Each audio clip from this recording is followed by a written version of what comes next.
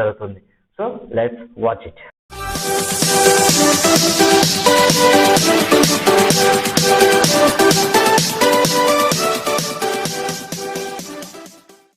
మొదట చిలుక సందేశం పాఠం చూద్దాం. ఈ చిలుక సందేశం అనేది మనకి ప్రక్రియ అనేసరికి గేమ్ అని చెప్పాలి.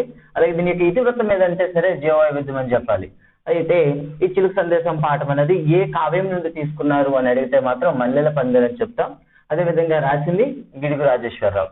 సో ప్రధాన కథ ఏంటంటే రామచిలుకను చూసినటువంటి పిల్లలు తమ ఇంటికి దాన్ని ఆహ్వానిస్తారు. కానీ రామచిలుక ఏమంటుందంటే నాకు కావాల్సిన అన్ని సౌకర్యాలు కల్పిస్తే మీకు ఇస్తానని చెప్తూ ఒక జీవ వైవిధ్యానికి సంబంధించిన సందేశం ఇవ్వడం జరుగుతుంది. సో ఇందులో వచ్చేసరికి కొన్ని ఇంపార్టెంట్ పదాలు ఏమని చెప్పుకుంటే ఒకటి తావి. సో హైయర్ క్లాస్ లో తావి అంటే నీరు అంటాం, కానీ ఇక్కడ తావి అనే పదానికి అర్థం సువాసన ఇవ్వడం జరిగింది. అదేవిధంగా రాలు గాయలు అనే పదం ఇవ్వడం జరిగింది. ఈ రాలు గాయలు అనే పదానికి అర్థం తొంటరి పిల్లలు. అదేవిధంగా పిల్లలు ఇంట్లో మొక్కలు పెంచడం కోసం విత్తనాలు నేను తెచ్చిస్తాను అని చెప్పి చిలుక అనేది పిల్లలకు చెప్పడం జరుగుతుంది. ఇది ఈ పాఠంలో ఉండేటటువంటి కీ పాయింట్స్ అని చెప్తాం. సో ఇక్కడ పదజాలంలో ఒక ఎక్సర్సైజ్ మనకి ఇచ్చాడు. కింది వాటిలో వేరుగా ఉన్నది గుర్తించండి. అందులో మర్చిపోవడం చేసాం. పదజాలంలో కింది చెట్లలో వేరుగా ఉన్నది ఏదైనా అడిగాడు అనమాట. సో వేరుగా ఉంది ఏదంటే కానుగ చెట్లు కాబట్టి వేరుగా మనం తీస్తాం. మిగతావన్నీ పళ్ళ చెట్లు ఇవ్వడం జరిగింది, బత్తాయి, మామిడి, నేరేడు. కానీ కానుగ అనేది వేరుగా ఉంది కాబట్టి వేరుగా అది మనం సపరేట్ చేస్తాం.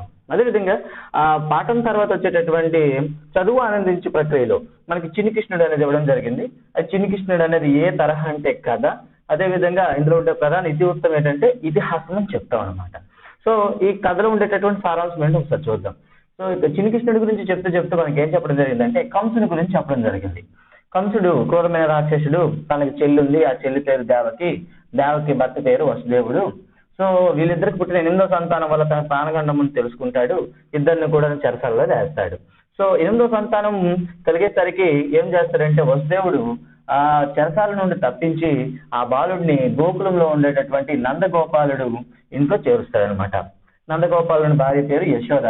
యశోద పక్కన ఆ బాబుని పెట్టి అదే సమయంలో అక్కడ పుట్టిన పాపని తిరిగి తెచ్చి చెరసాలలో కడతాడు. సో అదే సమయంలో అక్కడ గోకులంలో నందగోపాలం దగ్గర మన వసుదేవుని యొక్క మరో భార్య కూడా ఉంటుంది. ఆవిడ పేరు ఏమిటంటే రోహిణి. ఈ రోహిణి యొక్క కుమారుడు బలరాముడు. సో ఇద్దరు పిల్లలు కూడా అక్కడ ఉండడం జరుగుతుంది. సో ఇందులో ఏ విధంగా ప్రశ్న అడిగించవచ్చు.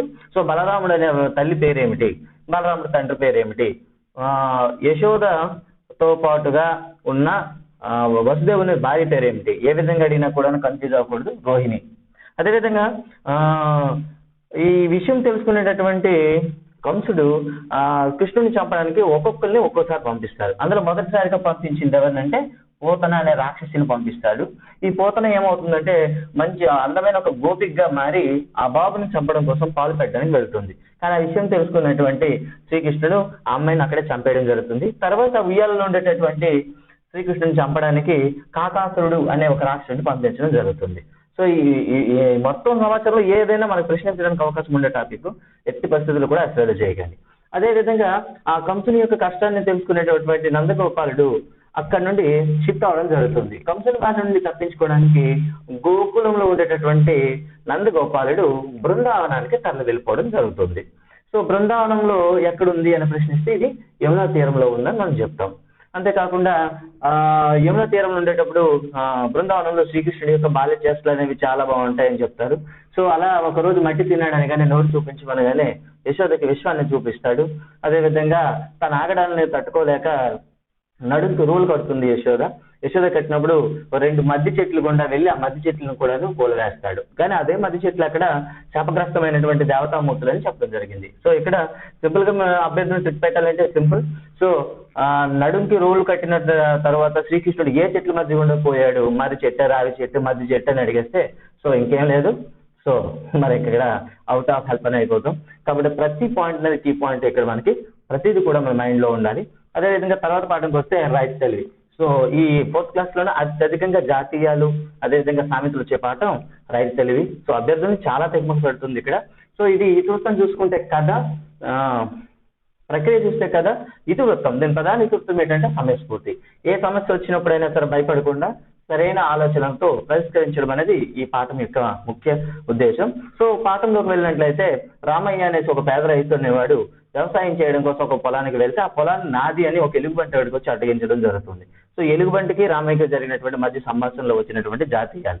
మొదటిది, రెక్కాడితే గాని డొక్కాడిని, అంటే రోజు పని ఉంటే గాని ఆహారం లేనటువంటి పేద రైతు. సో గొర్రె తోక, అంటే గొర్రె తోక చాలా చిన్నది కాబట్టి రామయ్య ఆదాయం చాలా తక్కువ అని చెప్పడానికి గొర్రె తోక అనేది జాతీయం కూడా వాడడం జరిగింది. అలాగే రామయ్య మైండ్ సెట్ ఎలా ఉంటుంది, రామయ్య యొక్క మనస్తత్వం ఎలాంటిది అంటే కష్టాలు కలకాలం కాపురం ఉండవు. సో కష్టాలను ఎప్పటికైనా పోవడానికి అవకాశం ఉంటాయి కాబట్టి అదే పడకుండా ప్రయత్నించే లక్షణం మన రామయ్యకు ఉంటుంది. తర్వాత పులి మీద పుట్ర, అంటే సమస్య మీద వచ్చి మరో సమస్య పెడితే ఈ జాతీయాన్ని సాధారణంగా ఉపయోగిస్తాం. సో పులి మీద పుట్ర అంటే సమస్య పైన మరో సమస్య రావడం. సో అసలే కష్టకాలంలో ఉండేటప్పుడు వ్యవసాయానికి వెళితే ఎలుగుబంటి వచ్చి అడ్డపడింది అంటూ బాధపడుతూ చెప్పిన సందర్భంలో ఉంది. గుండె దిట్టువు, అయినా భయపడకుండా, ఎలుగుబంటి వచ్చేప్పుడు భయపడినప్పుడు కూడాను తను భయపడకుండా ధైర్యం చేసుకొని అని చెప్పడం కోసం గుండె దిట్టువు అనే మనకి జాతీయం ఇక్కడ వాడడం జరిగింది. అలాగే మడమ తిప్పకుండా, అంటే ప్రయత్నం ఒకసారి ప్రారంభించి వెనక్కి తిరగకుండా ఉండే లక్షణాన్ని మడమ తిప్పకుండా అని అంటాం అనమాట. అంటే ఒకసారి స్టార్ట్ చేసి మళ్ళీ భయపడిపోయి వెనక్కి రాకుండా ఉండడాన్ని మడమ తిప్పకుండా అనే జాతీయాన్ని ఉపయోగిస్తాం. అలాగే కీలెరిగిన వాత, ఎలాంటి సమస్య వచ్చినా ఎలాంటి పరిష్కారం చెప్పాలో తెలిసినటువంటి అనుభవాన్ని మనం కీలెరిగిన వాత అని చెప్తాం. అలాగే కడుపులో చల్ల కదలకుండా, ఇది ఎలుగుబంటి యొక్క లక్షణం, ఏ ప్రయత్నము చేయకుండా జీవించేయాలనే లక్షణం కలిగి ఉంటుంది. అలాగే కాళ్ళదారం, ఈ ఎలుగుబంటితో చలి చేసుకోవడానికి రామయ్య వచ్చేటప్పుడు ఎలుగుబంటి మనసులో అనుకుంటుంది కాలబేరానికి వచ్చాడు అంటే ఓటమిని అంగీకరించాడు అని అర్థం వస్తుంది. కంటికి రెప్పల, అంటే మిక్కిలి జాగ్రత్తగా ఏదైనా వస్తువుని మనం జాగ్రత్త చేసుకున్నట్లయితే కంటికి రెప్పల అంటాం. రామయ్య తన పంట పొలాన్ని కంటికి రెప్పలా కాపాడుతాడు. కాలు గాలిన పిల్లిల, అంటే అదే పనిగా ఏదైనా ఒక స్థలం చుట్టూ తిరుగుతూ ఉండడం అన్ని కాలు గాలిన పిల్లలని చెప్తామండి. సో రామయ్య పంట పొలాన్ని చుట్టూ కూడా ఎలుగుబంటి అనేది మనకి కాలు గాలిన పిల్లలా తిరుగుతుందని చెప్తాం. చిక్క కుదిరింది, అంటే ఎవరైనా సమస్య కల్పించినప్పుడు పరిష్కారం చెప్పినప్పుడు అవతల వ్యక్తి యొక్క స్థితిని మనం చిక్క కుదిరింది అని చెప్పే సందర్భంలో వస్తుంది. సో మొదటి సన్నివేశంలో కళ్ళల్లో దుమ్ము కొట్టు, అంటే మోసం చేయని అర్థం. కాలికి బలపం కట్టుకొని, సో దీని అర్థం కూడా దాదాపుగా కాలు గాలిన పిల్లలాగా వస్తుంది. నిరంతరం తిరుగుతూ ఉండడం.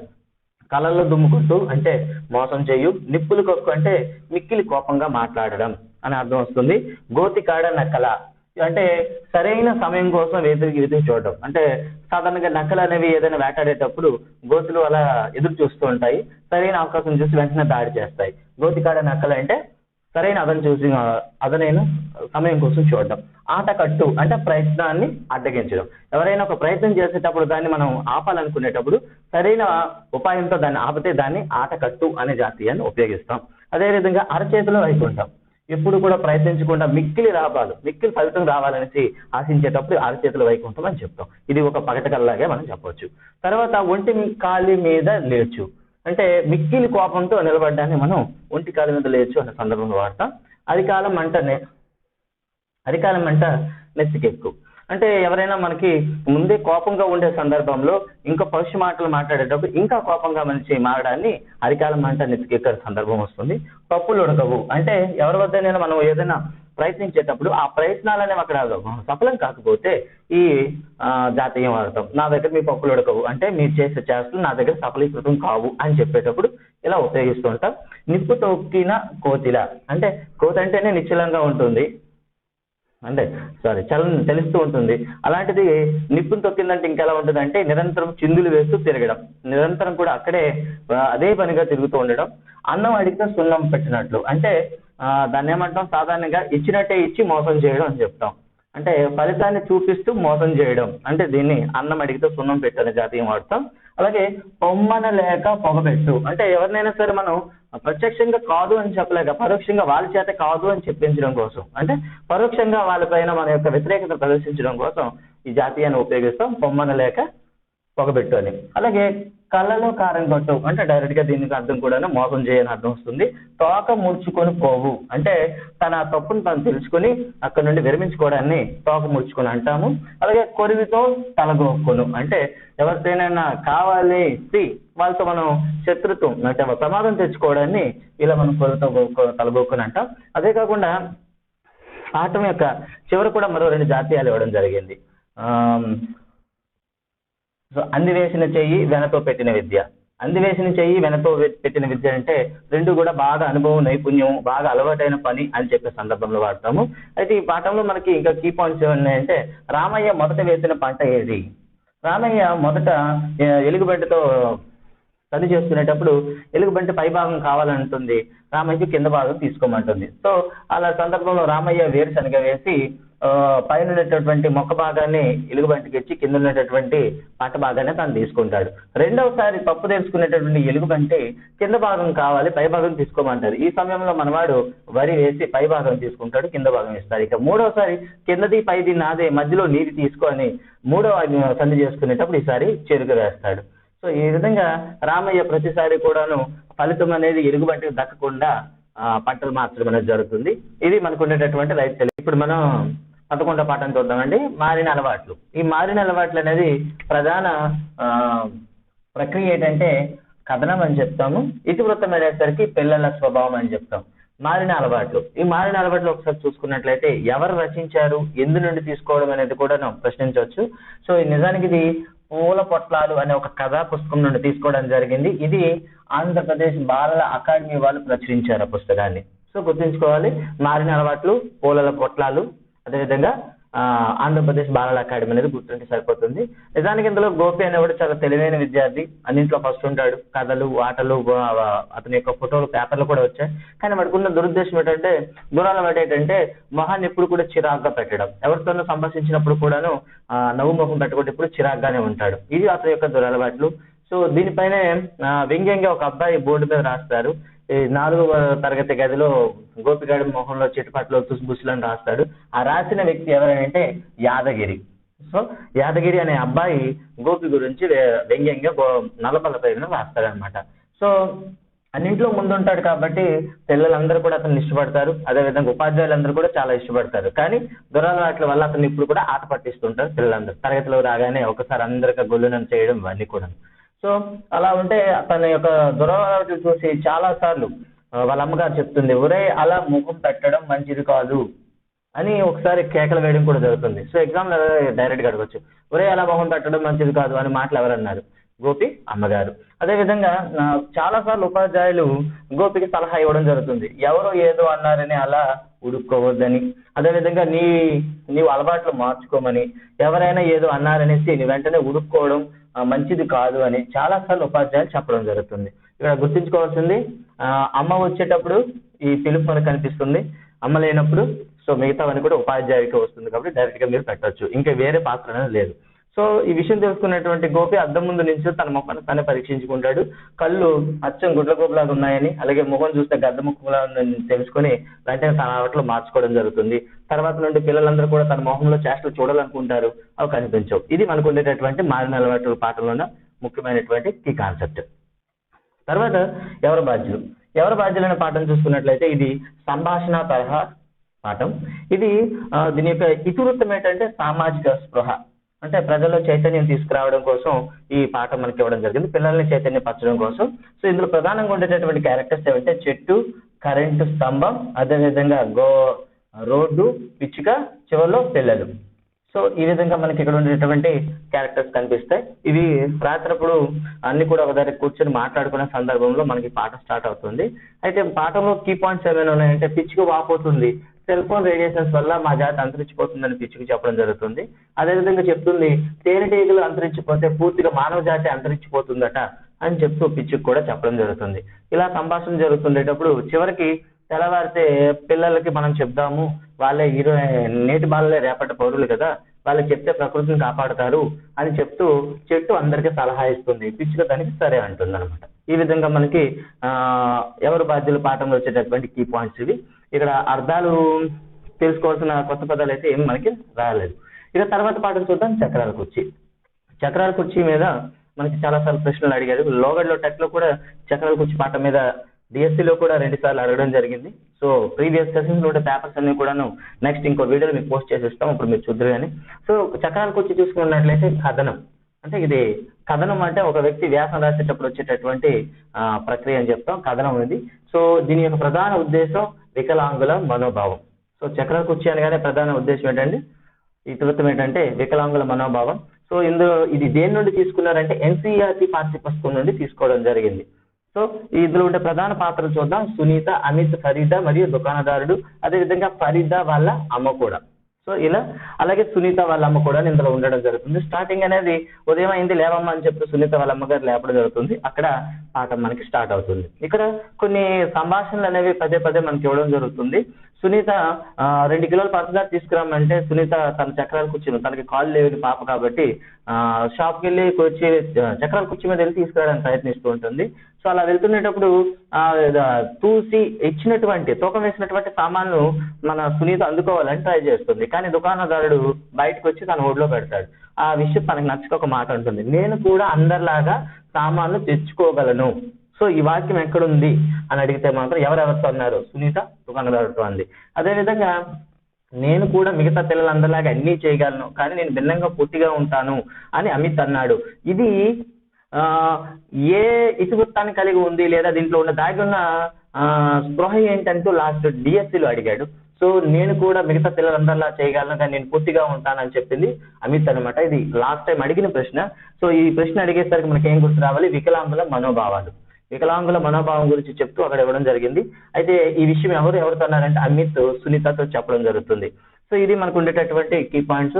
ఇంకా మనం చెప్పుకోవాలంటే ఫరీదా మన సునీతని చూసి భలే ఇది బాగుంది ఏమిటి అని అడుగుతుంది. అప్పుడు వాళ్ళ అమ్మగారు వచ్చి అమ్మ అని వాళ్ళ అడగకూడదు, తప్పు అని చెప్తుంది. ఆ విషయం కూడాను సునీతకు నచ్చదు. ఇది కూడా కీ పాయింట్ ఇందులోను.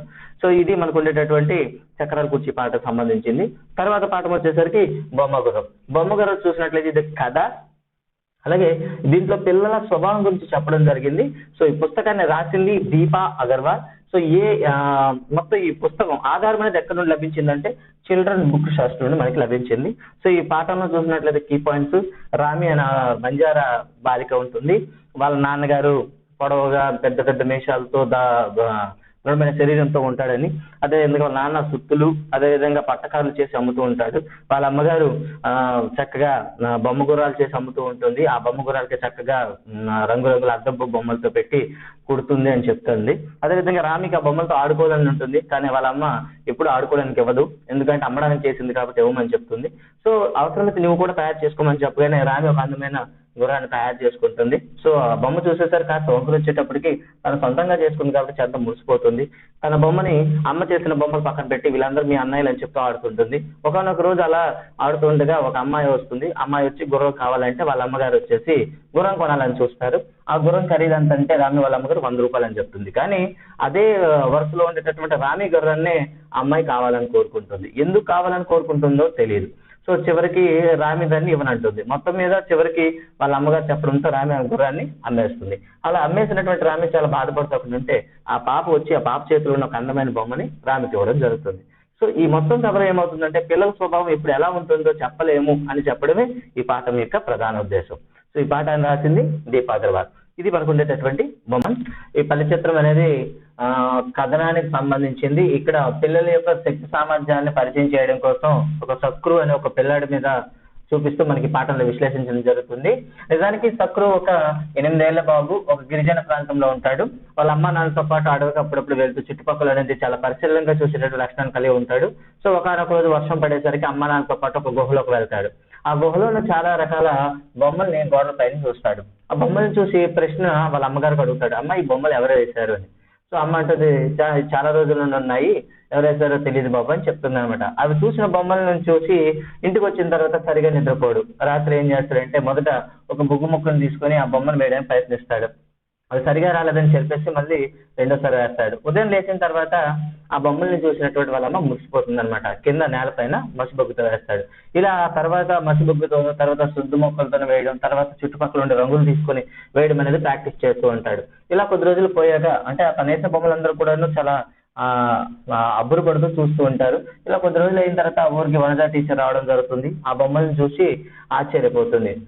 అరే ఇంత బాగా బొమ్మలు గీసావు, ఎక్కడ నేర్చుకున్నావు అని ప్రశ్నిస్తుంది. అప్పుడు వాడు చెప్పడం జరుగుతుంది, నేనే నేర్చుకున్నానని చెప్తాడు. అది చూసి వనజా టీచర్ అతనికి కాగితం, అలాగే చార్ట్లు, పెన్సిళ్ళు, రబ్బర్లు, రంగు పెన్సిల్ అన్ని కూడా ఇవ్వడం జరుగుతుంది. అక్కడ నుండి సక్రు నెమ్మదిగా ఏం చేస్తాడంటే బొమ్మలు వేయడం రోజు తర్వాత రోజు పోటీ పడుతూ వేస్తాడు. ఇలా ఒక రోజు పట్టణంలో పోటీకి బొమ్మ కావాలంటే తను చక్కగా తన ఊరైనటువంటి తన పల్లిని చక్కని చిత్రంగా వేసేయడం చూస్తాడు. ఆ చిత్రం అనేది గెలుపొందడం జరుగుతుంది. తన ఫోటో పేపర్ రావడం కూడా జరుగుతుంది. అది చూసి శక్రుని టీచర్ మెచ్చుకుంటుంది. శబాస్, నువ్వు భవిష్యత్తులో ఎప్పుడైనా గొప్ప చిత్రకారుడు అవుతావు అని వనజ టీచర్ అతన్ని మెచ్చుకోవడం జరుగుతుంది. సో ఇందులో ఏ వాక్యం అయినా సరే అడగొచ్చు. ఇంతకు ముందు మనకి టెట్ ఒక ప్రశ్న అడిగాడు. అంటే శక్రుకి పెన్సిల్, చార్ట్లు, రబ్బర్లు ఇచ్చింది ఎవరు అంటే వనజ టీచర్. ఇది గుర్తుంచుకోవాలి. అదేవిధంగా అదే పాఠం వెనకాల చదువు ఆనందించులో మనకి చిత్రకళ కనిపిస్తుంది. చిత్రకళ గురించి చెప్తూ గోడలపై వేసే చిత్రాలని కుజ చిత్రాలు అంటారని, వీటినే భిత్తి చిత్రాలు అని అంటారని కూడా చెప్పడం జరుగుతుంది. అలాగే ఇలాంటి చిత్రాలు మన ఫ్రాన్స్, స్పెయిన్ లో ఉండేటటువంటి అల్తిమీరా గుహల్లో మనం చూడొచ్చు అని చెప్పడం జరుగుతుంది. సో ఒకవేళ అడిగితే డైరెక్ట్ ప్రశ్న అడగవచ్చు, అల్తిమీరా గుహలు ఎక్కడ ఉన్నాయి? ఫ్రాన్స్, స్పెయిన్ రెండింటిలో కూడా ఉన్నాయి. అలాగే దక్షిణ భారతదేశంలో తీసుకున్నట్లయితే ఇలాంటి బొమ్మలు మనం రాయచూర్ జిల్లాలో చూడొచ్చు అని మనకి ఇవ్వడం జరిగింది. అదేవిధంగా మహారాష్ట్రలో ఉండేటటువంటి అజంతా గుహలు చూసినట్లయితే రంగురంగుల చిత్రాలు చూడొచ్చు అని చెప్పడం జరుగుతుంది. సో ఇలా చిత్రకళను పరిచయం చేస్తూ మన ఒక వ్యక్తి గురించి ఇక్కడ జరుగుతుంది. ఆయన పేరు కొండపల్లి శేషగిరిరావు. ఈయన 21/1/1924లో వరంగల్లోని పెనుగొండ అనే గ్రామంలో జన్మించడం జరిగింది. అదేవిధంగా 26/7/2012లో ఆయన మరణించడం కూడా జరిగింది.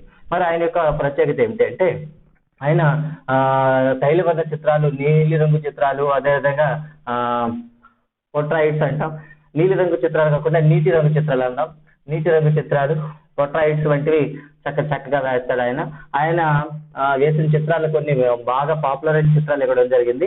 బెస్తవారి చిత్రం, గుహుడు రాముణ్ణి నది దాటించడం, కలువు, కొలను, లచ్చి. ఈ పేరు అనేది మనకు అడిగితే ఇబ్బంది పడతాం.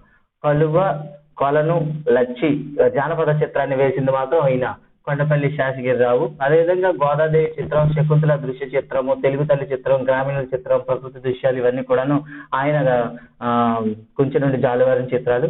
సో ఈ చిత్రాల మీద ఏదైనా ఒక ప్రశ్న అడగవచ్చు కాబట్టి మైండ్ లో పెట్టుకుంటే సరిపోతుంది. ఇక చివరి లెసన్ నాటల ప్రయాణం. సో ఇక్కడ చాలా కీ పాయింట్స్ మనకు ఉపయోగపడేవి కూడా ఇందులో కల్పించవచ్చు. ముందుగా చూసుకుంటే ఇక్కడ డేవిడ్ అనే అబ్బాయి ఉంటాడు.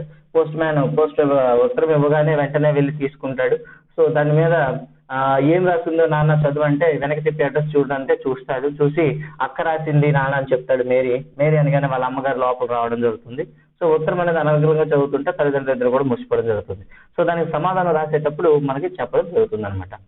ముందుగా ఉత్తరం రాసేటప్పుడు అంటే card back side, total black side మనం ఏం రాయాలి? ముందుగా కుడివైపు పైన తేదీ రాయాలి. మొదట తేదీ రాయాలి, తర్వాత ఊరి పేరు రాయాలి. చాలా సార్లు మనం కూడా తప్పు చేస్తుంటాం. పైన ఊరి పేరు రాసి కింద డేట్ రాస్తుంటాం. ఫస్ట్ డేట్ రాసి దాని కింద ఊరి పేరు రాయాలి. అదేవిధంగా రాసిన దిగున మొత్తం వాళ్ళు సంబోధిస్తూ, చిన్నవాళ్ళైతే చిరంజీవులని, పెద్దవాళ్ళైతే గౌరవనీయులని, పూజనీయులని, తమ వయస్కులైతే ప్రియమైన అనేసి సంబోధిస్తూ రాయాలని చెప్పడం జరుగుతుంది. అదేవిధంగా ఉత్తరం మొత్తం రాసిన తర్వాత ఉత్తరం వెనక వైపు అంటే కార్డు డీటెయిల్స్ ఉండే ముందు వైపు అని చెప్తాం. చూసినట్లయితే ఎడం వైపు ఉత్తరం రాసేవారి చిరునామా రాయాలి. కుడివైపు వచ్చేసి ఎవరికి రాస్తున్నామో వారి చిరునామా రాయాలి. ఈ విషయాలను చెప్పడం జరుగుతుంది. ఇక పోస్ట్ ఆఫీస్కి వెళ్ళి దాన్ని పోస్ట్ వేయాలనుకుంటే అక్కడ పోస్ట్ మాస్టర్ మనకి ఇక్బాల్ ఉంటాడు. ఆయన ఏమంటాడంటే పిన్ కోడ్ రాసావా అని అడుగుతారు అనమాట. అక్కడ మనకు చెప్తుంది ఏంటంటే పిన్ అంటే ఏంటి, పోస్టల్ ఇండెక్స్ నెంబర్ అంటాం. ఈ పిన్ లో మొత్తం 6 అంకెలు ఉంటాయి. నిజాం ఉంటుంది, మన తెలుగు కంటెంట్ ఉంటుంది కాబట్టి ప్రశ్న కంటెంట్ లో వస్తే కంటెంట్ లో రాయండి, జీకేలో వస్తే జీకేలో రాయండి. సో కంటెంట్ లో మనకి ఏముంటుందంటే మొదటిది రాష్ట్రం అని ఉంటుంది. పిన్ అనేసరికి పూర్తి వివరణ ఇక్కడ మనం చూద్దాం. పిన్ అనేసరికి పోస్టల్ ఇండెక్స్ నెంబర్ అంట. దీనిలో సాధారణంగా 6 అంకెలు ఉంటాయి. సో 6 అంకెల్లో మొదటి అంకె అనేది రాష్ట్రానికి, 2, 3 అనేవి జిల్లాకి, అదే 4, 5, 6 పోస్ట్ ఆఫీస్ కి చెప్తాయని తెలుసు. కానీ నిజానికైతే మనకి జీకే ఓరియంటెడ్ లో చూస్తే మొదటి అంకె జోన్ అని, 2 అనేది రాష్ట్రం అని, అదే విధంగా 3 అని, 4 అనేది జిల్లా అని చెప్తాయని మనం జీకేలో చదువుకుంటాం. కానీ ఇక్కడ ప్రశ్న అనేది కంటెంట్ లో అడిగాడా జీకేలో అడిగాడా అని మీరు డిసైడ్ అయ్యాక ఆన్సర్ రాయండి. ఒకదానికి ఒకటి పెట్టి కన్ఫ్యూజ్ అవ్వద్దు. సో అదే విధంగా చెప్తూ పోస్ట్ మ్యాన్ అయినటువంటి ఇక్బాల్ మిగతా అన్ని విషయాలు అనేవి కూడాను మన డేవిడ్ చెప్పడం జరుగుతుంది. సో మనం చూస్తే పూర్వం ఉత్తరాలు ఎలా పంపేవారని అంటే పావురాలు, దూతలు, రౌతుల ద్వారా పంపేవారని చెప్పడం జరుగుతుంది. ఇక్కడ ప్రశ్న రౌతులు అంటే ఏమిటి? రౌతులు అంటే గుర్రాన్ని సారీ చేసేవారని అర్థం. అదేవిధంగా ఇప్పుడు నేటి తరంలో SMS, ఈమెయిల్ వంటి అధునాతనమైనటువంటి వివరాలు వచ్చినప్పుడు కూడాను నేటికి ఇంకా ఉద్యోగ దరఖాస్తులు కానీ, ఉద్యోగ నియామక పత్రాలు కానీ మా ద్వారా వస్తున్నాయని చెప్పడం జరుగుతుంది. అదేవిధంగా ఉత్తరాల గురించి చెప్తూ మనం 50 పైసలు ఖర్చు పెట్టి దేశంలో ఎక్కడ ఉన్న వాళ్ళకైనా మనం ఉత్తరం రాయొచ్చని చెప్పడం జరుగుతుంది. అదేవిధంగా ఇంకా ఎక్కువ సమాచారం మనం పంపించాలనుకుంటే ఇన్ ల్యాండ్ లెటర్, ఇంకా ఎక్కువ సమాచారం పంపించాలంటే మనం తీసుకోవాల్సిన ఉత్తరం ఇన్లైన్ లెటర్ అని చెప్పడం జరుగుతుంది. ఇంకా ఇంకా మన పోస్ట్ ఆఫీస్ ఇంకేమైనా పనులు చేస్తారని ప్రశ్నించగానే చెప్పడం జరుగుతుంది. Savings accounts, recurring deposits, fixed డిపాజిట్లు, సంచయిక అండ్ జీవిత బీమా ఇలాంటి కార్యక్రమాలు చేస్తామని చెప్పడం జరుగుతుంది అక్కడ. అయితే ఇక్కడ మనకు సందేహం, సంచయిక అంటే ఏంటి? పిల్లలు లేదా పెద్దలు ఎవరైనా సరే డబ్బులు దాచుకోవడానికి సంచయిక అని చెప్తారు. డబ్బులు దాచుకోవడానికి మనం సంచయిక అని చెప్తాం. ఇది మనకు ఉండేటటువంటి 9వ పాఠం నుండి మొత్తం 16వ పాఠం వరకు కంటెంట్. సో మొత్తం కలిపి మీకు 25 నిమిషాలు వీడియో తయారు చేయడం జరిగింది. సో మా వీడియో నచ్చినట్లయితే సబ్స్క్రైబ్ చేయండి, ఒక లైక్ ఇవ్వండి, సో మీ మిత్రులందరూ కూడా షేర్ చేసుకోండి. సో మరిన్ని వీడియోలు అనేవి తొందరలో మీ ముందుకు వస్తాయి. మా ఎగ్జామ్స్ అన్ని మళ్ళీ రాయండి, మీ యొక్క నైపుణ్యాన్ని పెంచుకోండి. Thank you.